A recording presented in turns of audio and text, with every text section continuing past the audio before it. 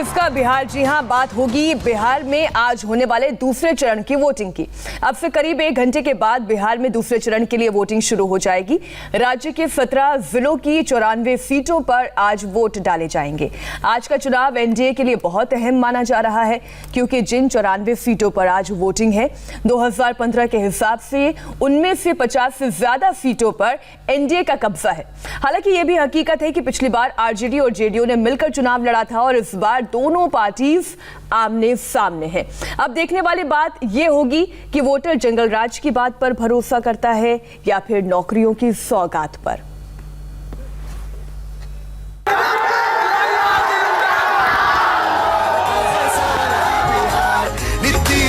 कुमार कहे सारा बिहार। जंगल राज के युवराज सुनते ही रोंगटे खड़े हो जाते हैं, आंख में आंसू निकल पड़ते हैं। क्या बिहार में वो दिन दोबारा आने देंगे? एक ही प्रॉपर्टी इस बार चुपचाप नाटेचा।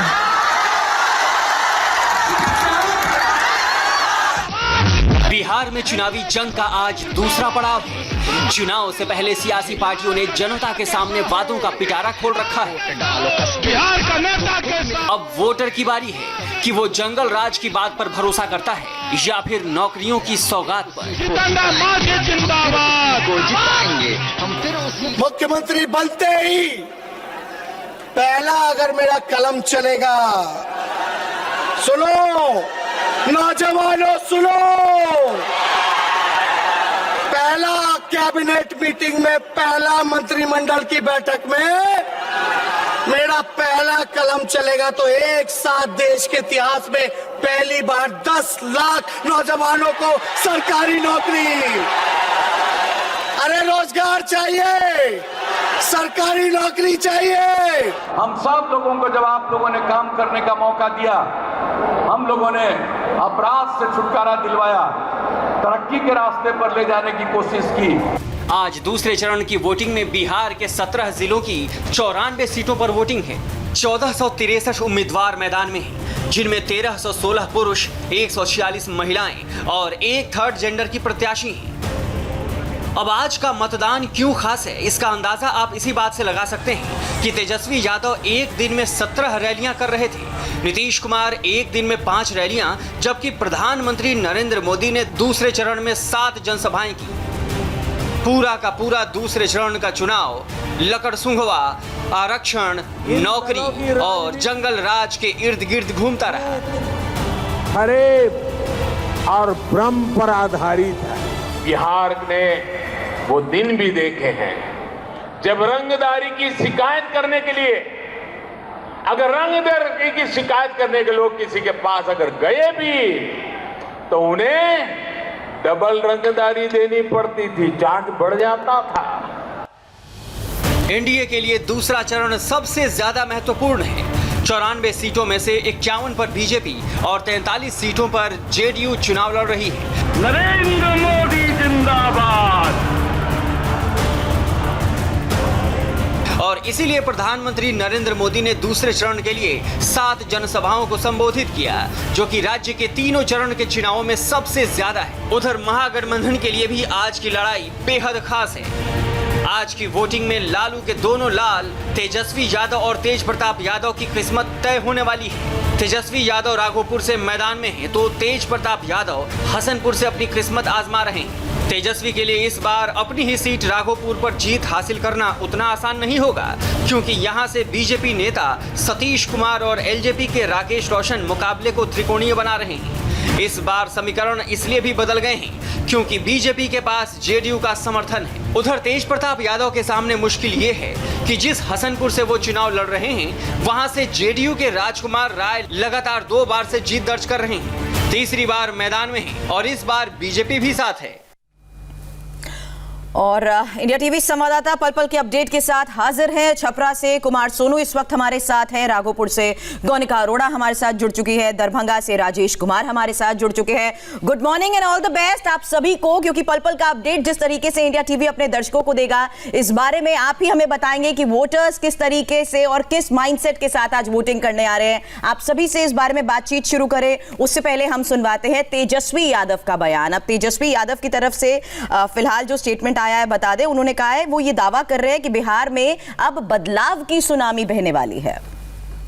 देखिए, पहला चरण बहुत ही अच्छा गया है और दूसरा चरण जो आज शुरुआत होने वाली है, मुझे लगता है कि ये और भी बेहतरीन होगा और भी लोग जो है हमारे पक्ष में मतदान करेंगे। लेकिन सबसे पहले सेकंड फेज़ के शुरुआत में मैं लोगों से अपील करूंगा कि मतदान केंद्र पर ज़्यादा से ज़्यादा संख्या में लोग जाएं। हाँ, कोविड के चलते आप लोगों को प्रिकॉशन लेने की ज़रूरत है, वो ज़रूर लें। मास्क और सैनिटाइज़र का ज़रूर इस्तेमाल करें। वहाँ इलेक्शन कमीशन ने भी व्यवस्था कर रखी है।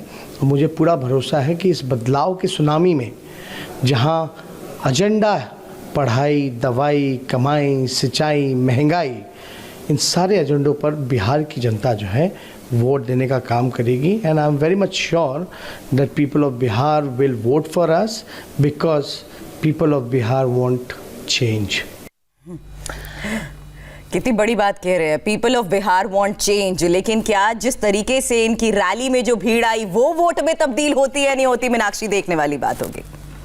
हम सीधा रुख करते हैं, हमारे तमाम संवाददाता हमारे साथ जुड़े हुए हैं, हम उनसे करते हैं बातचीत की अब शुरुआत। हम पहले राघोपुर का रुख कर लेते हैं।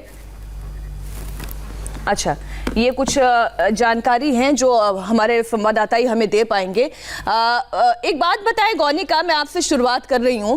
जिस तरीके का माहौल इस वक्त दिखाई दे रहा है बिहार में, तेजस्वी के रैलियों में जिस तरीके की भीड़ और उत्साह उमड़ रहा है, आपको लगता है कि वो वोट में तब्दील हो पाएगा? क्या लोग उनके साथ कनेक्ट कर रहे हैं? देखिए, बिल्कुल जिस तरह की भीड़ उमड़ रही है, नीतीश कुमार की रैलियों में भी आ रही है, तेजस्वी यादव की रैलियों में काफ़ी ज़्यादा भीड़ दिख रही है और लोगों में कहीं ना कहीं ऐसा संदेश जा रहा है कि लोग अब तेजस्वी यादव का साथ देने के लिए आ रहे हैं। और जिस तरह पूरे बिहार में पोस्टर लगे हुए हैं कि अब की बार युवा सरकार, तो अपने आप को एक युवा कैंडिडेट के तौर पर और एक युवा पार्टी के तौर पर पोर्ट्रे किया जा रहा है आरजेडी की तरफ से और तेजस्वी यादव को। और जिस जगह पर मैं मौजूद हूँ, तेजस्वी यादव खुद यहाँ से चुनाव लड़ रहे हैं। 2015 में यहाँ से चुनाव लड़े थे, चुनाव जीते भी थे, लेकिन इस बार उनका मुकाबला सतीश कुमार से है। हालांकि सतीश कुमार को ही पिछली बार उन्होंने हराया था, 2010 में सतीश कुमार ने राबड़ी देवी को हराया था। लेकिन इस बार जो मुकाबला है वो सतीश कुमार बीजेपी की तरफ से लड़ रहे हैं, पिछली बार वो जेडीयू की तरफ से लड़े थे। मुकाबला इस बार इसलिए कड़ा है क्योंकि सतीश कुमार खुद यहाँ पर चुनाव प्रचार कर रहे हैं, वो घर घर जा रहे हैं क्योंकि वो खुद इसी चुनाव क्षेत्र, इसी विधानसभा सीट से हैं। लेकिन तेजस्वी यादव यहाँ पर आकर ज्यादा चुनाव प्रचार नहीं कर पाए हैं क्योंकि एक पार्टी के बड़े नेता के तौर पर वो पूरे बिहार में रैलियां कर रहे हैं। लेकिन यहाँ पर गौनिका, वो तो हमने देखा है एक दिन के अंदर वो 19 रैलियां कर रहे हैं, भाषण भले 10 से 15 मिनट का दे रहे हो गौनिका। हम दोबारा आपका रुख करेंगे, दरभंगा का हम रुख करते हैं। राजेश इस वक्त हमारे साथ हैं। राजेश, दरभंगा की बात करें तो यहाँ तो नरेंद्र मोदी ने भी हुंकार भरी, राहुल गांधी भी यहाँ इस गढ़ में पहुंचे। यहाँ का वोटर क्या सोच रहा है? क्या वाकई मुद्दों के आधार पर वोट होगा या जाति फैक्टर पर रहेगा फोकस? देखिए, मिथिला की धरती जो है वो अपने आप में सबसे कहा जाता है कि राजनीतिक रूप से काफी परिपक्व है और नरेंद्र मोदी ने यहाँ पे खास ध्यान दिया। और इस अगर हम फेज की बात करें तो यहाँ भारतीय जनता पार्टी काफी मजबूत दिखती है इस फेज में। अगर हम बात करें तो यही वजह दरभंगा काफी अहम हो जाता है, काफी महत्वपूर्ण हो जाता है। दरभंगा जिले के आज 5 विधानसभा क्षेत्रों में आज मतदान है। कुल आपको बात करूं, मैं इस वक्त जहां मौजूद हूं दरभंगा ग्रामीण है, ये आपको फील देगा, बताएगा कि किस तरीके से यहाँ पर राजनीतिक द्वंद्व जो है, जो प्रतिद्वंदिता है वो अलग लेवल पे चल रही है। यहाँ पे इस विधानसभा क्षेत्र पे अली अशरफ फातमी, जो कि पूर्व में आरजेडी के नेता हुआ करते थे, लालू यादव के काफी करीबी हुआ करते थे, उनके बेटे जेडीयू से चुनाव लड़ रहे हैं। वहीं ललित यादव जो हैं वो आरजेडी से चुनाव लड़ रहे हैं। यहाँ पे जाति गौण हो चुका है, जो यहाँ पे लोगों से बात हुई है, यहाँ पर अब धर्म के आधार पर वोटिंग होगी, ऐसा यहाँ पे फील जो है लोग जो है वो ऐसा बता रहे हैं। फराज आजमी जो कि फातमी जो कि जेडीयू के कैंडिडेट हैं उनके पक्ष में ज्यादा यहाँ पे मुस्लिम मतदाता जो है वो दिखे, जिनसे हमारी बात हो पाई वो दिखे, वो जेडीयू के कैंडिडेट है, एनडीए के कैंडिडेट है। इसके बावजूद भी लोग जो है, अच्छा, आप जेडीयू और एनडीए के जब कैंडिडेट्स की हम बात करते हैं नीतीश, क्योंकि आप लगातार कवरेज कर रहे हैं, आप बहुत से शहरों में गए हैं, आपने लोगों का मन टटोला है, इसलिए आप जरा इस बात को बताइए कि इस फेज में बीजेपी के लिए चुनौतियां ज्यादा है, ज्यादा सीट पर बीजेपी लड़ रही है बनस्पत हम जेडीयू की बात करें।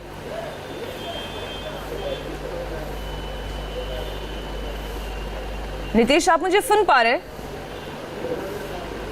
दोबारा रुक करेंगे नीतीश। हाँ, अच्छा नीतीश, अगर आप जी बिल्कुल, देखिए इस चुनाव में जो दूसरे चरण का चुनाव है उसमें चुनौतियां वाकई ज़्यादा है, चूँकि बीजेपी ज़्यादा सीटों पर लड़ रही है। और पिछले चुनाव से यदि हम इसका मुकाबला करें तो आप देखेंगे कि पिछली बार इन 94 में से 50 सीटें एनडीए ने जीती थी। हालांकि ये अलग बात है कि नीतीश और लालू उस समय एक साथ थे, लेकिन 2010 में जब जेडीयू और बीजेपी एक साथ थी, यदि उसके प्रदर्शन को आप देखें तो उन 94 में से लगभग 90% सीटें एनडीए ने जीती थी। तो एनडीए को उम्मीद है कि हम उस प्रदर्शन को दोहराएंगे, और यदि वो प्रदर्शन एनडीए दोहरा लेती है तो फिर एनडीए की राह बहुत आसान हो जाएगी। हालांकि जो पहले चरण की वोटिंग हुई है वो महागठबंधन के प्रभाव वाला क्षेत्र कहा जा रहा है, वाम दलों का उसमें प्रभाव था, लेकिन दूसरे चरण में बहुत ज़्यादा उम्मीदें हैं। और पिछले 2 चुनाव को यदि हम देखें तो काफ़ी उम्मीद है एनडीए को। और दूसरी बात ये भी कि जो महिला वोटरों का जो प्रतिशत रहा है पिछले चुनाव में, वो दूसरे चरण की इन 94 सीटों में ज़्यादा रहा है पुरुषों के मुकाबले। महिलाओं से भी उम्मीद है, नीतीश कुमार को खासकर। तो ये सारी उम्मीद की वजह है, लेकिन क्या होगा, वोटर किसके साथ, किसका साथ देगा, कुमार ने महिलाओं का अपना एक वोट बैंक तैयार किया। एक छोटा सा रिएक्शन कुमार सोनू आप दीजिएगा। जब हम अलग अलग जाति की भी बात करते हैं या अलग अलग पार्टियों के वोट बैंक की बात करते हैं तो एमवाई समीकरण यहाँ पर इस सेकेंड फेज की वोटिंग में कैसा दिखाई देता है? देखिए बिल्कुल जो सेकंड फेज है, मैं आपको बताऊं, जैसे नीतीश भी बता रहे थे कि जो एनडीए गठबंधन है उसके लिए बड़ी चुनौती है। अगर वो सेकंड फेज में जो है सीटें निकाल पाते हैं, अपने प्रति वोट करवा पाते हैं, तो उनके लिए राह आसान हो जाएगी। फिलहाल मैं छपरा इलाके में मौजूद हूं और यहाँ पर ये दिखाऊं आपको तस्वीरें की मॉडल यहाँ पर बूथ बनाया गया है। और चंद्रिका प्रसाद राय जो कि लालू प्रसाद के समधी भी है, वो भी इस इलाके से चुनाव लड़ रहे हैं। हालांकि पिछली बार उन्होंने आरजेडी के टिकट पर अपनी किस्मत आजमाई थी और विधानसभा पहुंचे थे, लेकिन इस बार वो जेडीयू के टिकट पर चुनाव लड़ रहे हैं। तो एक वीआईपी सीट है फिलहाल इस पूरे इलाके में। आप देखें तो कहीं ना कहीं जो वोटर्स है उनको लुभाने के लिए तमाम राजनीतिक दल लगे रहे, या इसके अलावा सेकंड फेज के जो दूसरे इलाके हैं, जो दूसरे जिले हैं, वहां पर भी एनडीए गठबंधन लगातार ये कोशिश करता रहा कि जो सेकंड फेज का वोट है वो उनके पक्ष में अगर चला जाता है तो बिहार की गद्दी की राह जो है बेहद आसान हो जाएगी। दरभंगा के साथ साथ छपरा की ही हम बात करें तो यहाँ भी प्रधानमंत्री जब पहुंचे थे कुमार सोनू, तब एक महिला का यहाँ पर एक वीडियो सामने आया था जिसमें वो उंगलियों पर गिना रही थी और विकास के मुद्दों का जिक्र कर रही थी। यानी वोटर्स का मूड अगर देखें तो इस बार पूरी तरीके से मुद्दों के आधार पर ही ज्यादा सोचकर वो मतदान करने के लिए पहुंच रहे हैं। बहरहाल आप सभी हमारे साथ यहाँ पर बने रहें। छोटे से ब्रेक के लिए हमें यहाँ पर रुकना है, लेकिन